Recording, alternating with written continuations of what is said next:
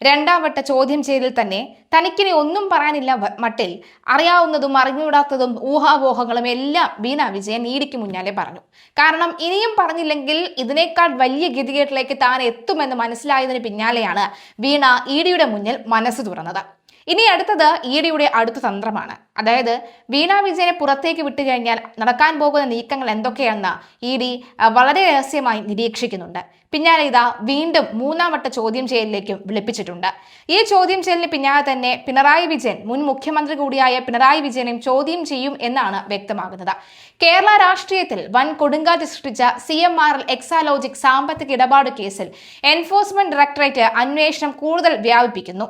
മുൻ മുഖ്യമന്ത്രി പിണറായി വിജയന്റെ മകൾ വീണ വിജയന്റെ IT കമ്പനിയെ കേന്ദ്രീകരിച്ചു തുടങ്ങിയ അന്വേഷണം അവരുടെ ഭർത്താവും മുൻ മന്ത്രിയുമായ PA മുഹമ്മദ് റിയാസിലേക്കും മുൻ മുഖ്യമന്ത്രി പിണറായി വിജയനിലേക്കും നേരിട്ടെത്തുകയാണ് എന്ന സൂചന വ്യക്തമാകുന്നു.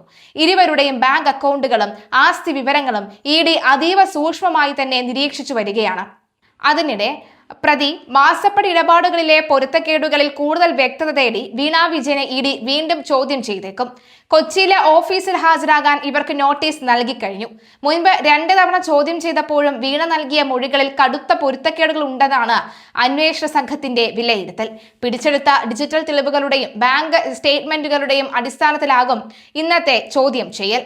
എന്തായാലും ചോദ്യം ചെയ്യൽ പുരോഗമിക്കുന്നുണ്ട്. സ്വകാര്യ കരിമണൽ കമ്പനിയായ CMRL നിന്ന് എക്സാലോജിക്കിനും വീണ വിജയനും ലഭിച്ച കോടിക്കണക്കിന് രൂപയുടെ കള്ളപ്പണം മുൻ മന്ത്രി PA മുഹമ്മദ് റിയാസിന്റെ ബാങ്ക് അക്കൗണ്ടുകളിലേക്ക് മാറ്റിയിട്ടുണ്ടോ എന്നതാണ് ED പ്രധാനമായും പരിശോധിക്കുന്നത്. ഇതിന്റെ ഭാഗമായി റിയാസിന്റെ കഴിഞ്ഞ ഏതാനും വർഷങ്ങളിലെ സാമ്പത്തിക സ്രോതസ്സുകളും തെരഞ്ഞെടുപ്പ് സത്യവാങ്മൂലത്തിൽ സമർപ്പിച്ച സ്വത്ത് വിവരങ്ങളും തമ്മിൽ ഒത്തുനോക്കുന്ന നടപടികൾ ആരംഭിച്ചു കഴിഞ്ഞു. കഴിഞ്ഞ ദിവസത്തിൽ മുഹമ്മദ് റിയാസിന്റെ കോഴിക്കോട്ടെ കുടുംബ വീട് കേന്ദ്രീകരിച്ച് ED ഉദ്യോഗസ്ഥർ പ്രാഥമിക വിവരശേഖരണം നടത്തിയിരുന്നു. വിവാഹത്തിന് ശേഷമുള്ള ബാങ്ക് ഇടപാടുകളിൽ അസ്വാഭാവികമായി എന്തെങ്കിലും ഉണ്ടോ എന്നും വീണ വിജയന്റെ സാമ്പത്തിക കൈമാറ്റങ്ങളിൽ ഭർത്താവ് എന്ന നിലയിൽ റിയാസിന് പങ്കുണ്ടോ എന്നുമാണ് കേന്ദ്ര ഏജൻസി പരിശോധിക്കുന്നത്. എക്സാലോജിക് കേസിലെ സാമ്പത്തിക ഇടപാടുകളുടെ അന്തിമ ഗുണഭോക്താവ് മുൻ മുഖ്യമന്ത്രി പിണറായി വിജയൻ ആണെന്ന നിഗമനത്തിലാണ് ED. അതായത് ED വന്ന് നിൽക്കുന്നത് ഷോൺ ജോർജ് പറഞ്ഞ അതേ ഇടത്താണ്. ഷോൺ ജോർജ് വീണ വിജയന്റെ ആദ്യ ചോദ്യം ചെയ്യലിലെ പറഞ്ഞിട്ടുണ്ട്. ഷോൺ വളരെ വ്യക്തമായി പറയുന്നുണ്ട്, ഇത് വീണ വിജയൻ നമ്മൾ എല്ലാവരും പറഞ്ഞുകൊണ്ടിരിക്കുന്നത് യഥാർത്ഥ പ്രതി വീണ വിജയൻ അല്ല, യഥാർത്ഥ പ്രതി അത് മുൻ മുഖ്യമന്ത്രിയായ പിണറായി വിജയനാണ് എന്നാണ് ഷോൺ പറഞ്ഞത്. വളരെ വ്യക്തമായി ഷോൺ ആ സ്റ്റാൻഡിന് ഉറച്ചു നിൽക്കുന്നുണ്ട്. എന്തായാലും ആ സ്റ്റാൻഡിലേക്ക് തന്നെയാണ് ഇപ്പോൾ ED എത്തി നിൽക്കുന്നതെന്ന് മനസ്സിലാകുന്നു.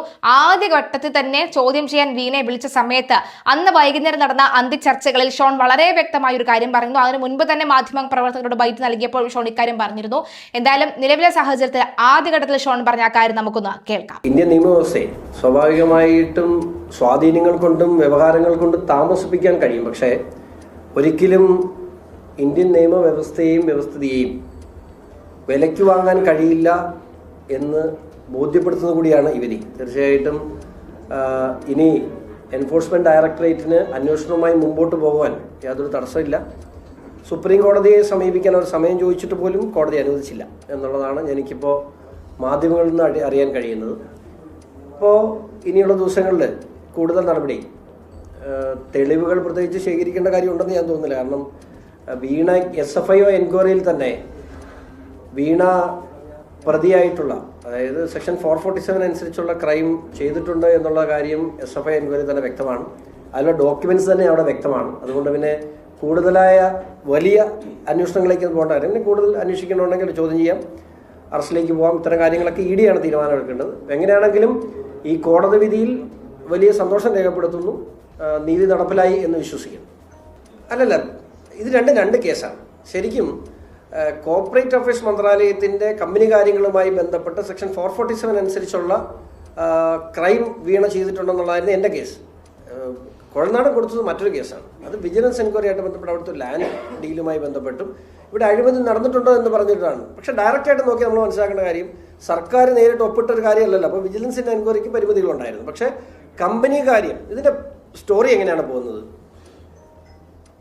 ഒരു പബ്ലിക് ലിമിറ്റഡ് കമ്പനിയിൽ ഇൻകം ടാക്സ് എൻഫോഴ്സ്മെന്റ് നടത്തിയ റെയ്ഡിൽ ഒരു തിരിമറി കണ്ടെത്തുന്നു. അതിൻ്റെ അടിസ്ഥാനത്തിൽ ഫൈൻ അടിക്കുന്നു. അതിൽ ഇന്ററിം സെറ്റിൽമെന്റ് ബോർഡിന് മുമ്പിൽ വന്നപ്പോൾ ആ കുറ്റം അവർ അഡ്മിറ്റ് ചെയ്തുകൊണ്ട് അവിടെ ആ ഇൻട്രീം സെറ്റിൽമെൻറ്റ് ബോർഡിൽ അത് ഫയൽ ചെയ്യും, അത് തീർക്കുന്നു. ആ തീർപ്പാക്കുന്ന രേഖ കേരളത്തിലെ ഒരു പ്രമുഖ പത്രത്തിൽ മുഖ്യമന്ത്രിയുടെ മകൾ ഇതിനകത്ത് പണം കൈപ്പറ്റിയിട്ടുണ്ടെന്നും പറഞ്ഞ് പുറത്തു വരുന്നു. ആ സാഹചര്യത്തിൽ അവിടെ ഒരു കമ്പനിക്കാർ, അവിടെ സ്വാഭാവികമായിട്ട് ഇൻകം ടാക്സിൽ അത്തരത്തിൽ സെറ്റിൽമെൻറ്റ് ബോർഡ് ഒരു കാര്യം വിഷയം സെറ്റിൽ ചെയ്ത് കഴിഞ്ഞാൽ അതിനൊരു ഇമ്മ്യൂണിറ്റി ഉണ്ട്. പക്ഷേ ആ ഇമ്മ്യൂണിറ്റി എന്ന് പറയുന്നത് സിവിൽ ഇമ്മ്യൂണിറ്റി മാത്രമാണ്. പക്ഷെ അവിടെ നടന്നിട്ടുള്ള ഒരു ക്രിമിനൽ കുറ്റത്തിന് ഇമ്മ്യൂണിറ്റി ഇല്ല. അവിടെ ഒരു ക്രിമിനൽ കുറ്റം ചെയ്തിട്ടുണ്ട്. സംസ്ഥാന സർക്കാരിന് കൂടി പങ്കാളിത്തമുള്ള, സംസ്ഥാന സർക്കാരിന് ഓഹരി വിഹിതമുള്ള ഒരു സ്ഥാപനത്തിന്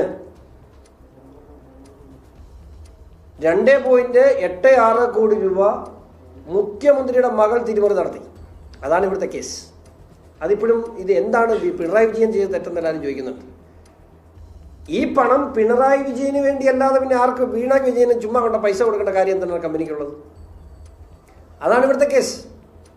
അപ്പം അതിൽ 2.86 കോടി രൂപ കൈപ്പറ്റിയിട്ടുള്ളത് മുഖ്യമന്ത്രിയുടെ മകളാണ്. ഇനി മറ്റൊരു കാര്യം കൂടെ, കമ്മ്യൂണിസ്റ്റ് പാർട്ടിയുടെ നിയമപ്രകാരം അല്ലെങ്കിൽ അവരുടെ ഇന്റേണൽ ആയിട്ടുള്ള നിയമപ്രകാരം പോലും സർക്കാരുമായി ബന്ധപ്പെട്ട ഏതെങ്കിലും സ്ഥാപനങ്ങളിൽ അവരുടെ മന്ത്രിമാരുടെ മക്കളോ മന്ത്രിമാരോ അവരുടെ ബന്ധുക്കളോ പണമിടപാടോ വ്യാപാരമോ നടത്താൻ പാടില്ലെന്ന് കമ്മ്യൂണിസ്റ്റ് പാർട്ടിക്കകത്ത് ലിഖിതമായ നിയമമുണ്ട്.